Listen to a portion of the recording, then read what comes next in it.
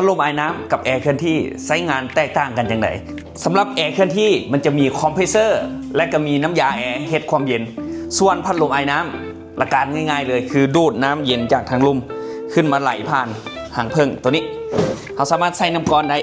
ตัวนี้เป็นแบรนด์ของฮาตาริขนาด10ลิตรนะเราต้องใส่น้ำก้อนเพื่อให้ลมทั้งน้ำจะเย็นขึ้นเนาะเขาใส่น้ำธรรมดาก็ได้มันจะลมพัดออกมาก็จะโบเย็นหลายเนาะสำหรับตัวนี้แบรนด์ฮาตาริเครื่องสูตรไทยเนาะขนาด10ลิตรเป็นรุ่น AC Swift และตัว42ลิตรก็เป็นรุ่น AC Pro ราคาตัวนี้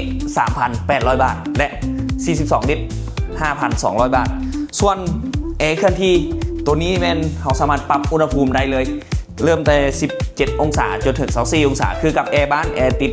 ผนังทั่วไปนี่เลยเนาะตัวนี้ขนาด 8,000 BTU ของไฮเซนราคา 6,900 บาทและ 12,000 BTU 7,900 บาทนะความเย็นแมนแตกต่างกันเลยคำว่าแอร์และพัดลมเนาะแตกต่างกันสำหรับความแตกต่างกับประมาณนี้เลยเนาะขอขอบใจ